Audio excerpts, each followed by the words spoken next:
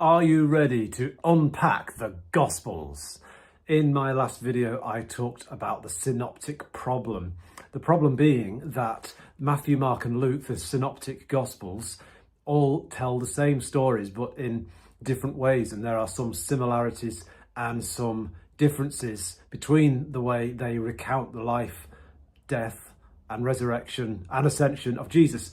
And so that's the introduction to this video, which is about source criticism. Sounds like when you complain to a waiter about your gravy.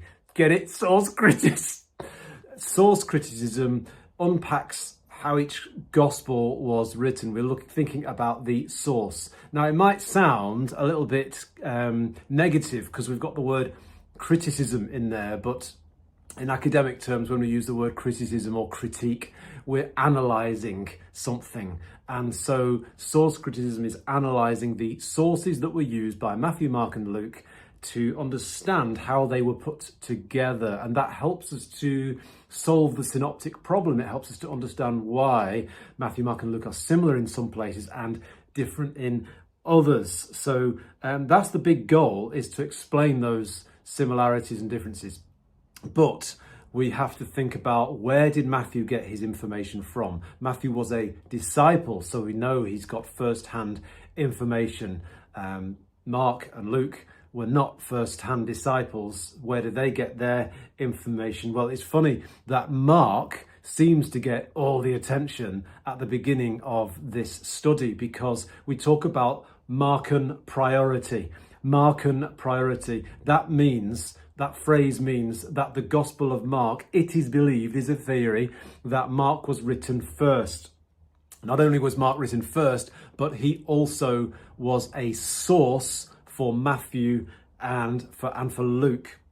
Well, Graham Stanton, a New Testament scholar, put it well in 1989, describing Mark's Gospel as the first Gospel to have been written, and therefore the Gospel with the highest claims to be accepted as a reliable historical source.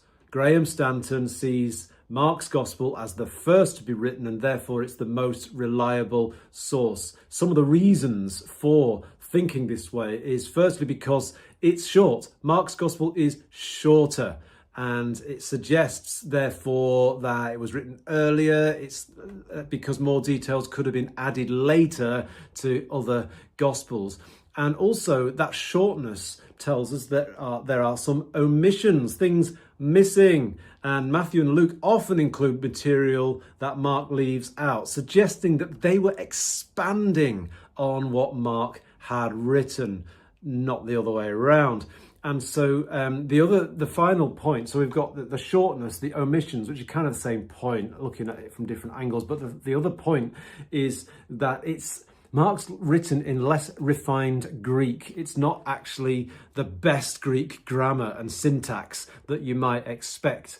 And so generally it's considered to be less polished than the way Matthew and Luke wrote the same material. So for those reasons, it is believed that Mark wrote first. Now, that's important because that means Mark could therefore be a source for Matthew and Luke, and that helps us to piece together the order in which they were written.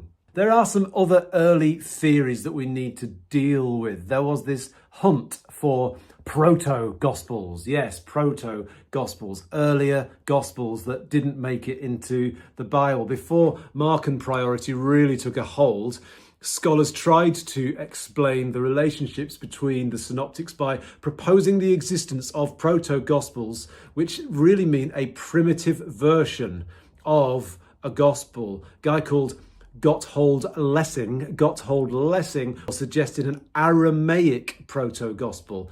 Aramaic is the language that Jesus spoke. Oh, by the way, that's another reason Mark is thought to be an earlier gospel, because Mark is the only gospel with Aramaic in it. Just little quotes where Jesus speaks, and Mark quotes Jesus directly in the Aramaic, even though the gospel's otherwise written in Greek. Anyway, back to the Proto-Gospels idea. Maybe there was a gospel about Jesus written in Aramaic. But this idea hasn't found much support, mostly because we can't find any copies of said Proto-Gospels.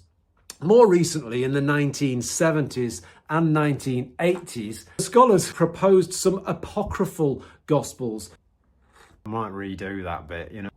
More recently, in the 1970s and 1980s, scholars like Smith, Koester and Crossan even proposed some apocryphal Gospels, Gospels that never made it again into the Bible, like they proposed an idea of secret Mark or the Gospel of Peter, as original versions, original forms that were used as sources. But again, these haven't gained widespread acceptance as ideas.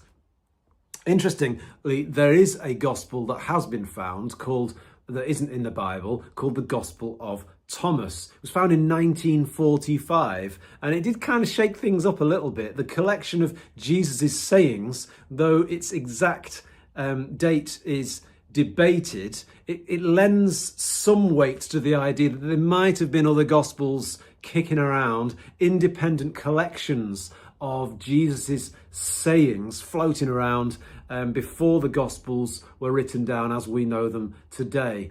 But the Gospel of Thomas didn't make it into the Bible. It's not a complete work telling the life and miracles and death and resurrection and ascension of Jesus. It's a bunch of sayings with some wisdom, but not all of them really match the theology of the rest of the Bible. So the Gospel of Thomas was left out.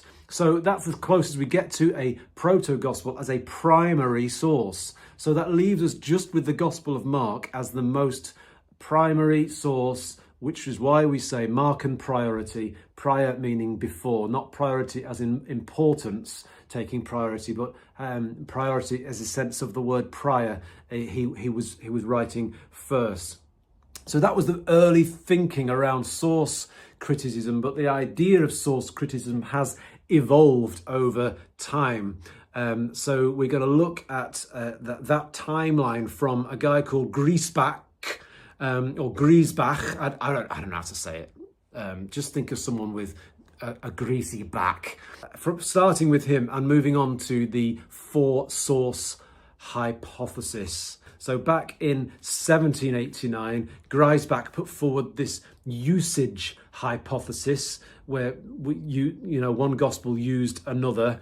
It proposes a literary dependency among the synoptics, depending on one another. It didn't quite crack the code for the Matthew-Luke relationship. Why is Matthew similar to Luke in some ways, but different from Luke in other? Why does Matthew and Luke have exactly the same stuff at points that match Mark, but why does Matthew and Luke also have stuff that comes from other areas? I think Griesbach is trying to see that Mark was used by them both, but he didn't really fully work out what was going on there. And then in the late 19th century, we saw the emergence of this two-source hypothesis, primarily from scholars like Holtzman and Weiss. I'm saying Weiss, it's with a W, E-I-S-S. And this theory suggests that Mark was written first. So that's where we really start to nail down the two-source hypothesis. And Matthew and Luke both use Mark and another source, which is a hypothetical source. Hypothesis is an idea, it's not proven. So we've got Matthew and Luke, and they're both using Mark and another source, which we don't know what it was.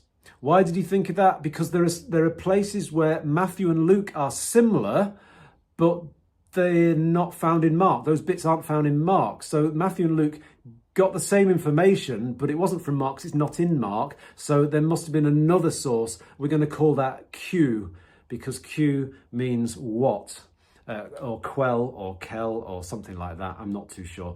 Something foreign means what. So that's Q. So that's the two-source hypothesis. It means that Matthew and Luke used Mark and Q.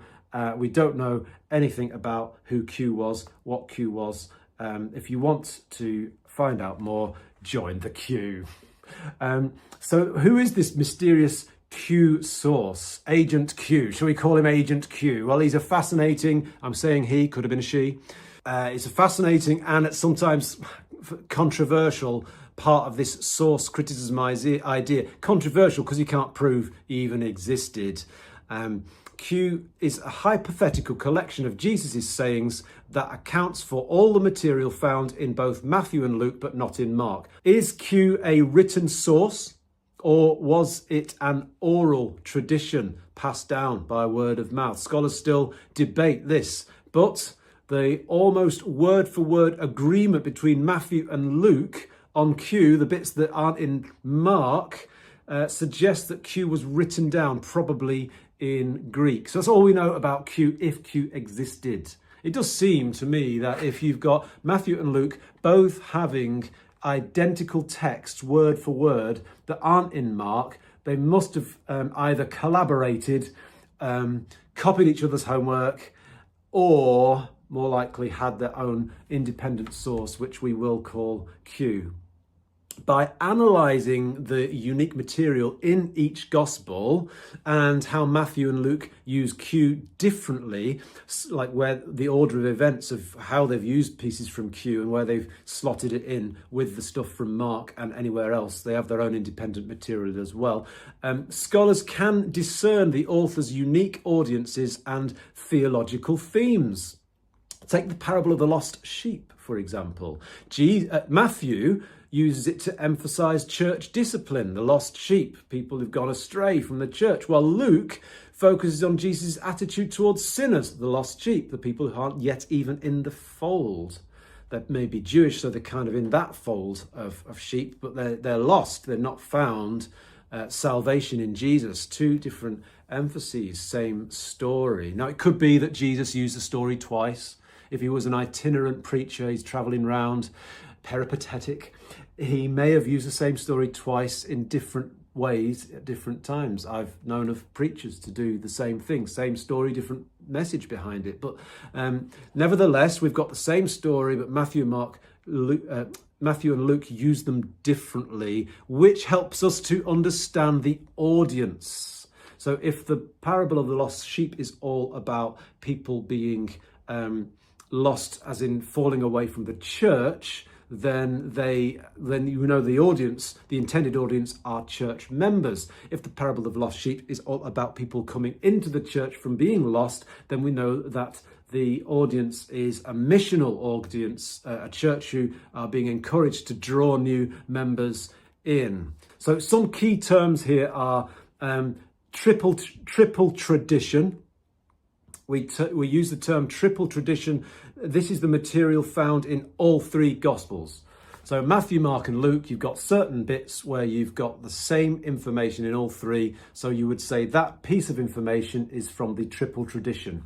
And then you've got the double tradition, which is material found in Matthew and Luke, but not in Mark. Matthew and Luke, but not in Mark. So the double tradition units of writing are thought to be from Q, and that's where Q comes in. Moving on now from the two-source hypothesis that Matthew and Luke used Mark and Q, we now have a four-source hypothesis. Let's level up our game. So this is the prevailing theory.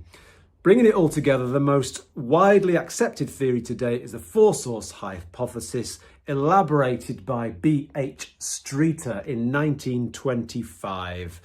This theory builds on the two-source hypothesis by adding a few more pieces to the puzzle, or a few more complications, if you like. It suggests the same as the it's the same as the two-source hypothesis, so nothing changes, but we're adding two more. And the two parts, I'll explain it in my own words and then I'll read my notes.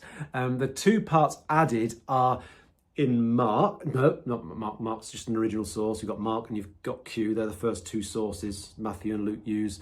Well, the other two sources to make it a four-source hypothesis are a source called M for Matthew, and L for Luke. And those two sources are the ones that are, again, hypothetical, assumed. They are sources that we think, M would be the sources that Matthew used that nobody else used. So they're the units of writing that aren't found in any other gospel except Matthew. We say he used M as his source, whoever M was. And you can follow now that L is a fourth source who will have informed Luke. So any unit of writing in Luke that is not found in Matthew or Mark is attributed to, well, it's attributed to Luke who have written it, but where did he get it from? He got it from source L, if L existed. Who the L was he? So anyway, let me now read my notes in case that all made sense. Yeah, I know. It suggests that Mark was written first and used Matthew and Luke. It also proposes the existence of the hypothetical Q source for material common to Matthew and Luke. But it goes further, positing unique sources. M for the material found in Matthew and L for the material found only in Luke. Well, that is source criticism in the shell of a nut. Why does it matter? Well, the takeaway from all this source criticism business is it essentially tells us that the Gospels weren't written in a vacuum. They were built upon earlier sources and traditions. The use of sources like Mark and Q implies a process of transmission where earlier texts and traditions were passed down and then adapted by later gospel writers. The changes and adaptations Matthew and Luke made to their sources show us that these texts were edited, not in a deceptive way, but to suit their specific purposes and audiences. This gives us incredible insights into the author's intentions and who they were writing for. Understanding source criticism also prepares us for the fascinating world of biblical study and the areas that are following in the next videos, that are form criticism and redaction criticism. What a tease.